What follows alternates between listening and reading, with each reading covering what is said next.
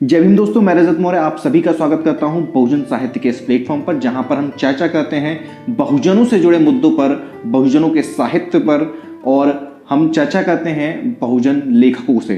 अगर आप लोग चाहते हैं बहुजन साहित्य लगातार इसी तरीके से अपना काम करता रहे, तो आप सभी से निवेदन है कि बहुजन साहित्य की आर्थिक मदद करें, आर्थिक सहयोग करें। आर्थिक सहयोग करने के लिए लिंक आपको नीचे डिस्क्रिप्शन बॉक्स में मिल जाएगा, वहां उस लिंक पर जाकर आप हमें आर्थिक सहयोग कर सकते हैं।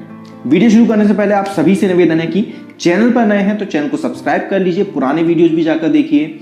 बहुत ही इंपॉर्टेंट, बहुत ही जरूरी वीडियोस हैं। अगर आप लोग देखेंगे तो आपके आध्यात्मिक गुलामी से की जो जंजीरें हैं उनको तोड़ने में आपको सहायता होगी। छुआछूत बनाम जातिवाद। पहले मैं एक किस्सा सुनाता हूं।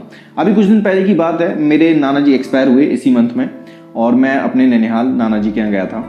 तो 2-3 दिन जब सारी चीज़ें ख़त्म हो गई थी, तो फिर उसके बाद वहाँ पर मेरे मामा जी वगैरह बैठे हुए थे और वो आपस में चर्चा कर रहे थे। और चर्चा के दौरान उन्होंने ये कहा कि अब शहरों में जातिवाद नहीं होता, कोई जातिवाद ही नहीं मानता, कोई जाति पूछता भी नहीं है किसी की।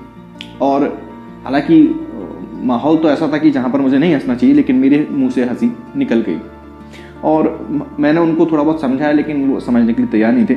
लेकिन इस चीज़ को महसूस किया कि ये सिर्फ इन्हीं की समस्या नहीं है, ये समस्या बहुत सारे लोगों की है। बहुत सारे दलित लोगों की है, बहुत सारे आदिवासी लोगों की है, बहुत सारे पिछड़े वर्ग के लोगों की है, जो कि छुआछूत और जातिवाद दोनों को मिक्स करके देखते हैं, जबकि दोनों अलग अलग समस्याएं हैं। इसका मैं एक उदाहरण आपको देता हूं कि मिस्टर मोहनदास करमचंद गांधी ने छुआछूत निवारण के लिए या छुआछूत को खत्म करने का एक आंदोलन शुरू किया। वो आंदोलन भले ही नाम के लिए था, लेकिन वो आंदोलन छुआछूत को खत्म करने का था, ना को जातिवाद को खत्म करने का। इसी तरह भाजपा के एक बहुत बड़े विचारक रहे हैं पंडित दीनदयाल उपाध्याय। वो जातिवाद के बारे में कहते हैं कि जो जातिवाद है या जाति जो है वो हिंदू समाज के हाथ पैर हैं। तो इस चीज को समझिए कि छुआछूत और जातिवाद अलग है। छुआछूत क्या होती है? आपसे जब कोई टच नहीं करता है ना, आपसे दूरी बनाए रखता है, वो ये मानता है कि आपको छूने से उनका धर्म भ्रष्ट हो जाएगा या उनकी पवित्रता, कथित पवित्रता खंडित हो जाएगी। जब कोई व्यक्ति आपके छुए हुए पानी से पानी नहीं पिएगा, आपके दिए हुए खाने को नहीं खाएगा या फिर छुए हुए खाने को नहीं खाएगा, आपके कपड़ों से दूरी रखेगा, आपसे दूरी रखेगा, आपकी छाया से, आपकी परछाई से दूरी रखेगा, ये सारी चीजें आती हैं छुआछूत में। तो प्रश्न ये है कि क्या छुआछूत समाज से खत्म हो गया? हम कहेंगे जो शहरी समाज है वहां पर छुआछूत कम हुआ है, खत्म नहीं हुआ। छुआछूत का तरीका बदल गया है। तरीका कैसे बदला है कि कुछ साल पहले मैं एक व्यक्ति के घर पे गया और उस व्यक्ति ने मुझे और मेरे जीजा जी को अलग कप में चाय पिलाई, और उन्होंने खुद ने अलग कप में, अलग इन द सेंस जैसे अगर 3 लोग बैठे हैं तो तीनों के लिए अलग अलग तरह के कप तो नहीं लेकर आएंगे, जनरली ऐसा नहीं होता। आम उसमें हमारे एक सेट होता है चाय के कप का, और उसमें हम लोग चाय पीते हैं, जो आम जो रेगुलर लाइफ जो है। लेकिन उस घर में मैं 2 या 3 बार गया, और तीनों बार मैंने ऑब्जर्व किया कि मुझे और मेरे जीजा जी को जो कप दिए जा रहे हैं वो लगातार अलग तरह के कप हैं, और वो लोग जो वहाँ पर जो सर बैठे हुए थे वो अलग तरह के कप में चाय पी रहे हैं। मैं इस निष्कर्ष पर पहुंचा, या मेरा ये अंदाज़ा था, और क्योंकि वो ब्राह्मण समाज से थे, मेरा ये अंदाज़ा था कि जो बाहर से लोग आते हैं उनके लिए ये लोग अलग बर्तन रखते हैं। मैं इस निष्कर्ष पर पहुंचा। सही है गलत, इस पर आप लोग वो कर सकते हो बहस, लेकिन ये मेरा निष्कर्ष था। ये एक तरह का एक नया स्वरूप है। अब वो आपको बोलेंगे नहीं, अब वो आपको दिखाएंगे नहीं, ठीक है। अब आप शहर में आप देखते हैं कि जब आप हॉस्टल्स में रह रहे हैं या सभी लोग एक साथ रह रहे हैं, तो वहाँ पर लोग आपके साथ बैठ के खाना खाते हैं, कोई भी छुआछूत नहीं करता। यानी कि शहरों में स्पेशली जो यूथ है उसमें छुआछूत नहीं होता, कम होता है। जैसे जब मैं स्कूल में था तब तो ये मेरे साथ तो कभी स्कूल में छुआछूत नहीं बरती गई। बाहर और जातिवाद और बहुत सारी चीज़ें हुई, वो एक बात अलग है। लेकिन गांव में आज भी ऐसा ही है। मध्य प्रदेश जो मेरा गृह राज्य है, वहाँ पर कुछ गांव ऐसे हैं कि लोगों को पानी तक नहीं पीने दिया जाता सार्वजनिक कुओं से, सार्वजनिक नलों से। जो हैंडपम्प लगे रहते हैं उनके हैंडपम्प खराब कर दिए जाते हैं, उनको पानी नहीं लेने दिया जाता। ये मध्य प्रदेश की मैं बात कर रहा हूँ, कुछ गांव ऐसे हैं। तो ये छुआछूत के स्वरूप है। जातिवाद अलग चीज है। जातिवाद आपके साथ एक थाली में खाने के बाद भी वो व्यक्ति आपके साथ जातिवाद कर सकता है।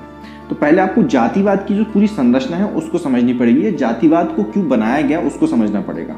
जातिवाद का जो मूल जो कारण है उसको बनाने का वो है कि सत्ता और ताकत का केंद्रीयकरण एक वर्ग या एक जाति के पास ही होना चाहिए। इसको अगर हम ओशो की भाषा में कहें तो ओशो कहते हैं कि जातिवाद जो है, जातिवाद को बनाकर ब्राह्मणों ने इस देश से कंपटीशन खत्म कर दिया, जो प्रतियोगिता थी उसे खत्म कर दिया। और आज की डेट में ये लोग कहते हैं कि आप तो कंपटीशन से डर लगता है, लेकिन हकीकत यह है कि ब्राह्मणों ने जाति का निर्माण करके, जाति की अव्यवस्था का निर्माण करके उन्होंने कंपटीशन खत्म कर दिया। कंपटीशन कैसे खत्म कर दिया? ज्ञान सत्ता की कुंजी होती है और उन्होंने ज्ञान पर आधिपत्य किया। उन्होंने क्षत्रियों को कह दिया कि भाई तुम्हारा ज्ञान पाने का कोई वो नहीं है, ना तुम ज्ञान लोगे और ना तुम ज्ञान दोगे, तुम केवल रक्षा करोगे। उनसे कंपटीशन खत्म हो गया। बनियाओं से कह दिया, व्यापारियों से कह दिया कि देखो तुम ना तो ज्ञान लोगे, ना ज्ञान दोगे, ना तुम रक्षा करोगे, तुम्हें रक्षा के लिए दूसरे पर आश्रित होना पड़ेगा, यानी कि क्षत्रियों पर।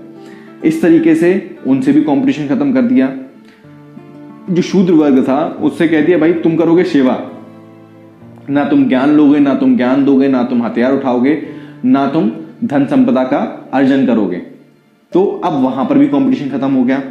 इसी तरह से ब्राह्मणवादी ताकतों ने आधी, जो पूरे भारत की जो आधी आबादी है, लगभग आधी आबादी है, यानी कि महिलाएं, उनको भी दास बनाकर, उनके ऊपर अत्याचार कर कर उनको गुलाम बनाने के लिए नए नए तरीके के सांचे गढ़कर उनको गुलाम बनाया और सीधे तौर पर आधी आबादी से उन्होंने कंपटीशन खत्म कर दिया। तो ये मैंने महिलाओं का कॉन्टेक्स्ट आपको समझा दिया ताकि आपके थोड़े समझ में आए कि किस तरीके से काम करता है। तो जातिवाद जो है वो मूल रूप से कंपटीशन खत्म करता है, अगर मैं ओशो के शब्दों में कहूँ तो हमें इन दोनों चीजों को समझना पड़ेगा, हमें इन दोनों को मिलाना नहीं है। ये दो अलग अलग चीजें हैं। जब लोग आपसे ये कहें कि अब शहरों में नहीं होता, तो उनको समझाइए कि वो जातिवाद नहीं खत्म हुआ है, छुआछूत खत्म हुई है। जातिवाद तो जस का तस है। आज की डेट में भी अगर कोई चमार अगर किसी ब्राह्मण की लड़की से शादी कर ले, या कोई भंगी अगर किसी चमार की लड़की से शादी कर ले, या कोई यादव अगर अहिर की कुर्मी की लड़की से शादी कर ले, तो जान के लेने देने पड़ जाते हैं, है ना। आज की डेट में आप देखिए कि जो बहुजन तबके की जो वैकेंसीज हैं उनको पूरा नहीं भरा जाता। नॉट सुटेबल फाउंड लिख के एक वो लगा दिया जाता है और उसको रफा दफा कर दिया जाता है। ये एग्जाम्पल है जातिवाद के। तो इन दोनों को मिलाइए मत, ये दोनों अलग अलग चीज हैं। और छुआछूत कुछ हद तक कम हुई है, जातिवाद बढ़ा है, लगातार ये बढ़ते जा रहा है, कम नहीं हो रहा है। तो इन दोनों को मिलाइए नहीं। वीडियो आप लोगों को कैसा लगा नीचे कमेंट बॉक्स में कमेंट करके जरूर बताइएगा। आप लोगों के साथ छुआछूत और जातिवाद के क्या क्या इंसिडेंट हुए नीचे कमेंट बॉक्स में कमेंट करके जरूर बताइएगा, ताकि सबको पता चले कि जातिवाद आज की डेट में भी विद्यमान है, छुआछूत भी आज की डेट में विद्यमान है। उम्मीद करता हूं कि इस वीडियो से आप लोगों को कुछ ना कुछ सीखने को, समझने को जरूर मिला होगा। मैं रजत मौर्य मिलता हूं आपसे अगले वीडियो में। तब तक अपना और अपनों का ध्यान रखें, पढ़ने की आदत को विकसित करें, क्योंकि पढ़ेगा इंडिया तभी तो बढ़ेगा इंडिया। जय भीम, जय भारत, जय संविधान, जय जोहार।